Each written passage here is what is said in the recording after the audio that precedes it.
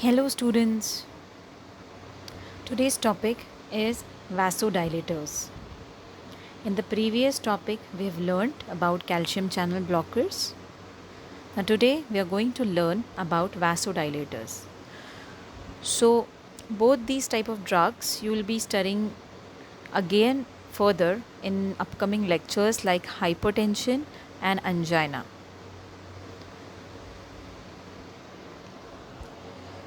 So to tell you about the today's topic, if it is taught in a concise manner, it is very short, and if it is taught in detailed manner, then it is very vast, because there are various types of vasodilators available. So I'll just try to cover whatever is important for you in detail, okay, and I'll just let you know about all the types of vasodilators available, okay. uh, So basically, these vasodilators are used, as I've said just now, that they are used in systemic hypertension. They can be used in heart failure. They can be used in peripheral vascular disease like Raynaud's disease, and they are also useful in pulmonary hypertension. So systemic and pulmonary hypertension, heart failure, and peripheral vascular diseases. One of them is Raynaud's disease. Okay, systemic hypertension, as you all know, that in hypertension the elasticity of the vessel is lost. So the pressure exerted by the blood volume present inside is much more as compared to what is there in the normal individuals. Okay, so if we are able to dilate the blood vessels, this pressure which is exerted by the blood volume present will be lessened. Okay, heart failure, again, the vasodilators are responsible. Some vasodilators are responsible to decrease preload, as we have discussed in the earlier lecture. That the if the drug is dilating arteries more, then it is decreasing the afterload, and if the drug is dilating veins more, then it decreases the preload. Okay, so in both the cases, the load over the heart decreases, either afterload or preload. Okay, so which is a helpful condition in the patients having heart failure. Peripheral vascular diseases, the arteries are obstructed, or they're obliterated, they're constricted. So in those cases, vasodilators play a vital role. And pulmonary hypertension, similarly, as I've told you about systemic hypertension. So these are the usage of vasodilators. They can be useful in angina also. Okay. Now there are majorly two types of vasodilators, that is directly acting and indirectly acting. Now, what are the drugs which are classified under directly acting vasodilators? I have just named them. I'm not going to describe all of them. So just go through the names so that you should know that what are the vasodilators which are available or which are there in the subject pharmacology. Okay. So calcium channel blockers, in our earlier topic we have discussed that in detail. The calcium channel blockers which are available are nifedipine, diltiazem, verapamil. Okay. Second class in directly acting vasodilators are potassium channel activators. So the drugs are minoxidil and diazoxide. Both of these drugs we are going to discuss in detail today. Newer ones available, which are also called as coronary vasodilators, are nicorandil, pinacidil, and chromacalin. This will be covered in your angina lecture. Third type of drugs which come under directly acting vasodilators are drugs that increase cytoplasmic cyclic nucleotide concentration by either increasing adenyl cyclase activity or by increasing guanylyl cyclase activity. So what are the drugs which increase adenyl cyclase activity are prostacyclin, beta 2 adrenoreceptor agonist, and adenosine. And which are the drug which increases guanylyl cyclase activity are nitrates, like glyceryl trinitrate and sodium nitroprusside. Amongst these is glyceryl trinitrate. You will be dealing with it in detail in your angina lecture again, and sodium nitroprusside we will be dealing today. Inhibiting the drug which inhibit phosphodiesterase activity, for example sildenafil, and natriuretic peptide analog, that is nesiritide. Now we have seen directly acting vasodilators. Now the another type of vasodilators are indirectly acting vasodilators. So drugs which interfere with sympathetic nervous system, you have dealt with these type of drug in detail in the earlier lectures, that is alpha blockers, phentolamine, phenoxybenzamide, alpha 2 agonist, that is clonidine, D1 receptor agonist, that is phenoldopam. Another type of drug which come under indirectly acting vasodilators are drugs that block the renin-angiotensin system. This also you have gone through the lecture PowerPoint, that is renin inhibitors, aliskiren, ACE inhibitors, for example ramipril, and AT1 receptor antagonist, that is losartan. Third type of indirectly acting vasodilators are drugs or mediators especially, that stimulate endothelial nitric oxide release. So the mediators are acetylcholine and bradykinin. And fourth type of drug which are indirectly acting vasodilator are drugs that block endothelin system. Okay, so the drugs name are phosphoramidin and bosentan. Okay, one which inhibits endothelin synthesis and one which is an antagonist of endothelin 1 receptor. Okay, so these are the types of vasodilators that come under the category vasodilators, that is directly acting and indirectly acting. Okay, so amongst these, many of them, majority of them you have learned in detail. Okay, some miscellaneous drugs are there like vasodilators whose mechanism is uncertain, for example alcohol, propofol and hydrolysine. Okay, and drugs which are used in peripheral vascular disease like pentoxifylline and cilestazol. Diuretics, sometimes furosemide, act as a vasodilator. So our focus in today's lecture will be on direct vasodilators. So direct vasodilators again can be classified. So vasodilators, if the question is asked, then you will classify them as drugs acting on arteries, that is arteriolar dilators, drug acting on veins, that is venodilator, and drugs acting on both arteries and veins, that is arteriolar plus venous dilator. Okay, so what are the drugs which come under direct vasodilators? So first is arteriolar, that is hydrolysine, minoxidil and diazoxide. I'll repeat, arteriolar vasodilators are hydrolysine, minoxidil and diazoxide. Second type, that is the drugs acting on veins, that is venodilators, are nitroglycerin. Now this particular drug you will be dealing in detail in the topic angina. That's why I am not covering this drug here in this particular PowerPoint. Okay. And the third type, the drugs acting on both arteries as well as veins, sodium nitroprusside. Okay, so arteriolar one are hydrolysine, minoxidil and diazoxide. Venodilator are nitroglycerin. Venodilator is nitroglycerin, and arteriolar plus venodilator is sodium nitroprusside. Okay. Now coming to the first drug, that is hydrolysine. Now hydrolysine, its chemical name is written in the bracket, was one of the first orally active antihypertensive drugs marketed. It was one of the first orally active antihypertensive drugs which was marketed. What is the mechanism of action? Basically, as we have seen in the classification, it's an arteriolar dilator. It directly relaxes the arteriolar smooth muscles. It inhibits IP3 induced release of calcium from the intracellular storage sites in arteries. So ultimately, there is fall in intracellular calcium concentration. It also opens high conductance potassium channels. Okay, it has got nitric oxide enhancing actions too.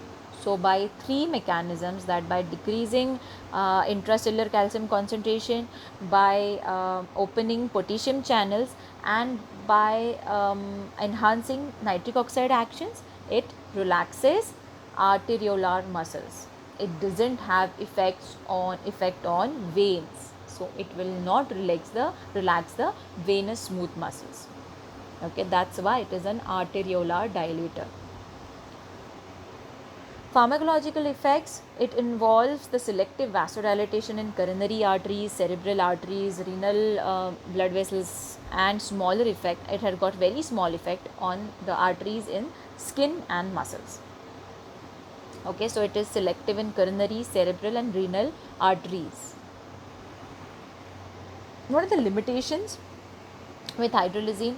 A vasodilator, as you've seen in the calcium channel blockers, if any drug is dilating basically particularly an artery, so the baroreceptor reflex gets stimulated. Okay, and it will lead to many side effects or many pharmacological effects, like increased heart rate, increased force of contraction, increased contractility of the heart. It also increases plasma renin activity. So again, angiotensin gets stimulated. Angiotensin 2 will cause vasoconstriction and cardiac stimulation, which will raise blood pressure. Angiotensin 2 will lead to aldosterone secretion stimulation. So aldosterone lead to sodium and water retention. So it will cause fluid retention.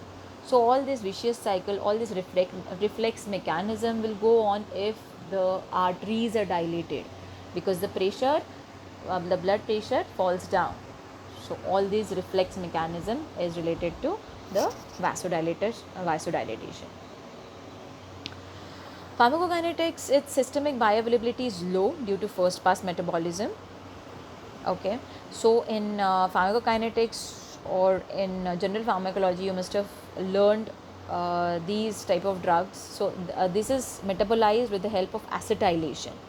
So there are few individuals which are fast acetylators and few individuals are slow acetylators.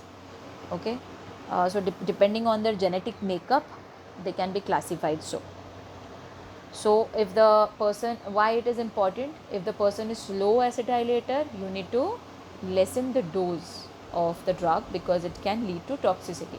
And if the patient is fast acetylator, then you have to increase the dose because we want an effect of that particular drug. So if it is getting metabolized faster, then you need to give a larger amount of drug. Its half-life is 1 hour. Duration of action is 12 hours because it gets accumulated in the arterial wall. Okay. Toxicity, because of the limitation, we have seen baroreceptor reflex major toxicity like effects can be seen. Generalized side effects like headache, nausea, flushing, hypotension is there because of its direct effect. Stimulation of sympathetic nervous system, which is a reflex mechanism because of baroreceptor stimulation. It will cause palpitation, tachycardia, dizziness, angina pectoris, means exacerbation or aggravation of the symptoms of angina pectoris. Myocardial ischemia. That's why IV hydrolysine is not preferred in hypertension with coronary artery disease. Okay, because of this palpitation, tachycardia, dizziness. Similar example we have studied in the earlier lecture, that is calcium channel blocker nifedipine was causing all sort of these actions. So hydrolysine is also causing the same actions, and that's why it is not preferred in cases of hypertension who are having coronary artery disease also.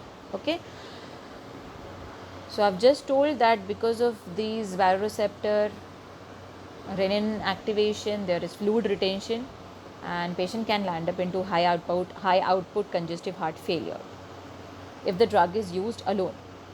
So because of its fluid retention property, it can be used along with diuretic. Okay, and it is better tolerated with beta blocker. Why? Because of its because it is increasing the sympathetic activity. That's why it should be combined with beta blocker, and it is causing salt retention and fluid retention. It should be combined with diuretic. Okay. It also causes drug-induced lupus syndrome. Usually, if it is given more than 6 months, then this type of side effects can be seen in the patients. Uses: it is no more used as a first line drug for essential hypertension, which was previously, means like मैंने जैसे पहले बोला कि it was one of the first drug marketed for orally active drug for hypertension. So it is no more used as a first line drug, but if it is used in combination with diuretic and beta blocker, the dose is 25 to 100 milligram twice daily. So its use is restricted to hypertensive emergencies, and it is sometimes referred in preeclampsia. Okay. It is also used in CHF. It reduces ventricular afterload by reducing pulmonary and systemic vascular resistance, again along with diuretics. Now next drug is minoxidil. It was discovered in 1965. Its hypotensive action of minoxidil was a significant advance in the treatment of hypertension. It has proven to be efficacious in patients with the most severe and drug-resistant forms of hypertension. So, hydralazine, as it is used in severe cases of hypertension, minoxidil is also used in severe and resistant cases of hypertension. Mechanism: it activates ATP modulated potassium channels in smooth muscles. Okay, so by opening potassium channel, it permits potassium efflux. It causes hyperpolarization and relaxation of smooth muscle. As depolarization causes contraction, hyperpolarization will cause relaxation of the muscle. So opening of potassium channel causes efflux of potassiums, and it will cause hyperpolarization of the cell of the smooth muscle, and it will cause relaxation of the smooth muscle. Minoxidil produces arteriolar vasodilatation. It is also a arteriolar dilator. So hydralazine and minoxidil both are arteriolar dilator. It increases blood flow to skin, skeletal muscles, gastrointestinal tract and the heart more than to the CNS. Okay, so more blood flow to skin, skeletal muscle and GIT and heart. It is a renal artery vasodilator. Okay, why it is important? Because renal function improves in patients who take minoxidil for the treatment of hypertension. So it is given especially if the renal dysfunction is secondary to hypertension, because it is improving renal function by dilating the renal arteries. So it is used if the renal function dysfunction is secondary to hypertension in such patients. Pharmacokinetics is bioavailability is good, duration of action is 2 to 5 days, and it is metabolized by liver via glucuronidation. Adverse effect, very important, because of its adverse effects or adverse effect of hypertrichosis after an extended period. If it is used after for an extended period, it causes hypertrichosis, means overgrowth of hairs. Okay, so because of its adverse effects, it is nowadays one of the most commonly prescribed drug for male type of baldness. Alopecia, it is one of the most commonly prescribed drug for alopecia. Okay, so important adverse effect of minoxidil, that it causes hypertrichosis. So the growth of hair occurs majorly on face, back, arms and legs. It also causes fluid and salt retention. Cardiovascular effects, again because of the baroreceptor mechanism, because of vasodilatation, similar effect as like of hydralazine we've seen. So again, use is restricted to severe hypertension, okay, and resistant hypertension, and hypertension with renal insufficiency. And its topical application of 2% and 5% solution. It is used in male pattern baldness and alopecia areata, as I've told you, okay, because it causes hypertrichosis. Third drug, which is an again arteriolar dilator, is diazoxide. Diazoxide was used in the treatment of hypertensive emergency again. So it was fell out of favor because of risk of marked fall in blood pressure when large bolus doses of drugs were used. Okay, so it was causing a major fall in blood pressure, which was a major limitation of its use. So current use is to treat the patients with hypoglycemia because it stimulate means it increases the blood sugar level. So for example, it is used in inoperable cases of islet cell adenoma. Okay, so that was only about diazoxide. So these three drugs, that is hydralazine, minoxidil and diazoxide, are arteriolar dilator. Hydralazine and minoxidil are used in hypertensive emergencies, resistant cases of hypertension, but diazoxide is not used for hypertension. Majorly it is used for to treat the patients with hypoglycemia. Okay, now coming to the last drug, that is sodium nitroprusside. Its mechanism of action, it is a nitro-vasodilator that acts by releasing nitric oxide. Okay, now this similar kind of mechanism of action is produced by nitroglycerin, that is glyceryl trinitrate, which you will be dealing with as I've told you in the lecture of angina. Okay, drugs useful in angina. Sodium nitroprusside acts in the similar way. It is a nitro-vasodilator that acts by releasing nitric oxide. Nitric oxide activates the guanylyl cyclase, that is cyclic GMP PKG pathway. PKG is phosphokinase G, leading to vasodilatation. Okay, so this is the mechanism. How does it act? That it stimulates the release of nitric oxide. Nitric oxide stimulates guanylyl cyclase. Guanylyl cyclase stimulate the conversion of GTP into cyclic GMP. Cyclic GMP causes dephosphorylation of myosin light chain kinase, and which the dephosphorylation of myosin causes relaxation of the smooth muscles of blood vessels. Okay, again I'll repeat so that it will be beneficial for you for the upcoming lecture. Nitrates and the drug which releases nitric oxide. So this nitric oxide is responsible for the stimulation of guanylyl cyclase. Guanylyl cyclase is responsible for the conversion from GTP to cyclic GMP. The cyclic GMP is responsible for dephosphorylation. Means here you can see myosin light chain phosphorylated compound is there. Okay, so this compound is responsible for the contraction, and if it is the phosphate compound is taken out with the help of cyclic GMP, that is, it is a dephosphorylation of myosin light chain. It causes relaxation of the smooth muscles of blood vessels. Okay, so what are the pharmacological effects? Sodium nitroprusside dilates both arteries and veins. In the classification we have learned that the drug which dilates both arteries and veins is sodium nitroprusside. So it dilates both arteries and veins. So it causes decrease in venous pooling. It causes venous pooling and reduce peripheral resistance. Because of the venodilatation, it causes venous pooling, and because of the arteriolar dilatation, it causes reduced peripheral resistance. Okay, so the load over the heart decreases, oxygen demand decreases, cardiac output tends to fall. Okay, about its pharmacokinetic activity, it's again important to know it has got very prompt action, it has got rapid metabolism in the blood, and because of that it has got very short duration of action.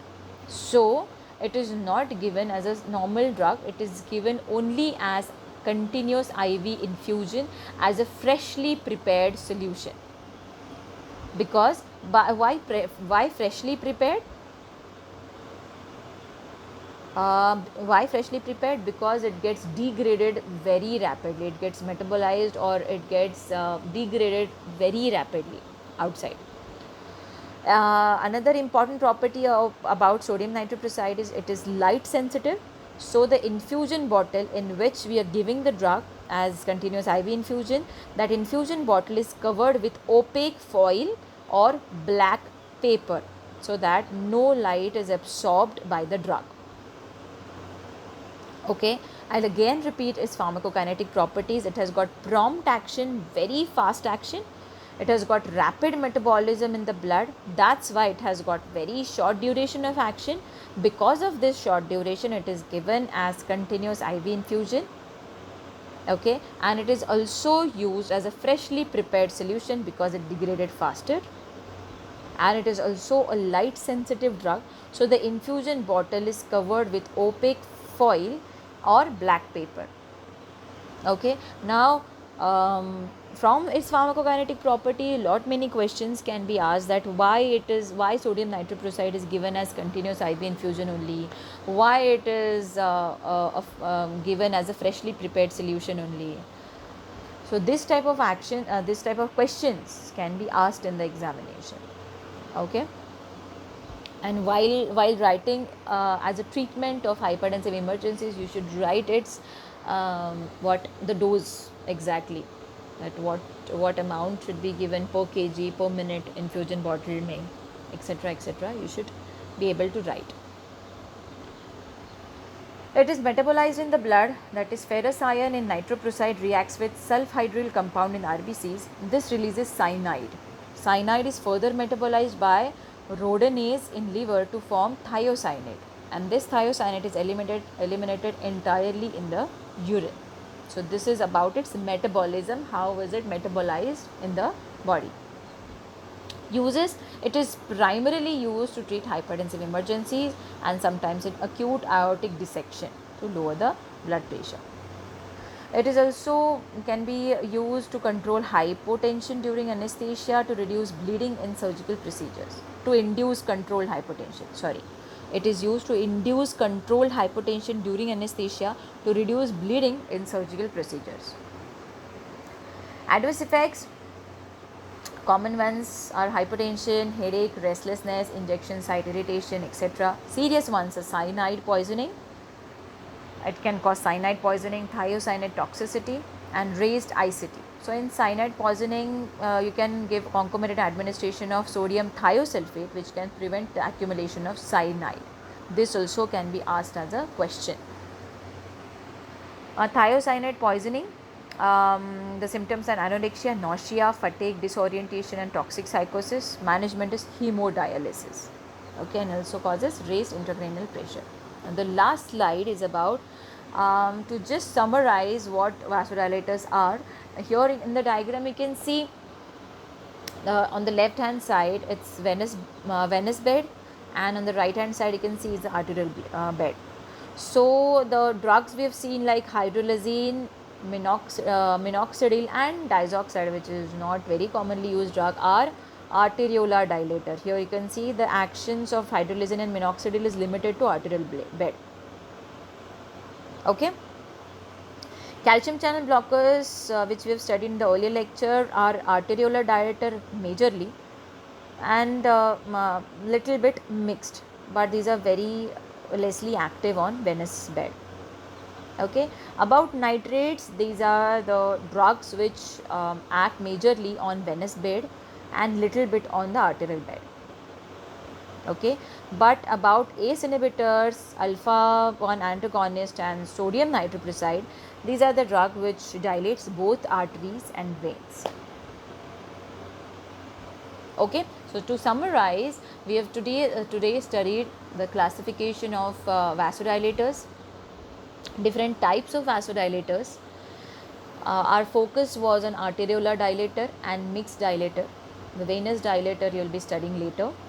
Okay, in arteriolar dilator you have studied hydrolazine, minoxidil and diazoxide, and in mixed dilator you have studied sodium nitroprusside. Majorly all the drugs are given in hypertensive emergency cases. Sodium nitroprusside has some peculiar pharmacokinetic properties that you should retain. Then minoxidil, important side effect of minoxidil, hypertrichosis, which is used as a treatment in alopecia. So this kind of small important things you should be able to retain in your mind, so that you will be able to give answers in the examinations. Okay, so in vasodilators you will be asked a short note or a short answer questions, like I've told you during the presentation. I hope you have got the concept clear about vasodilators. Okay, so thank you so much.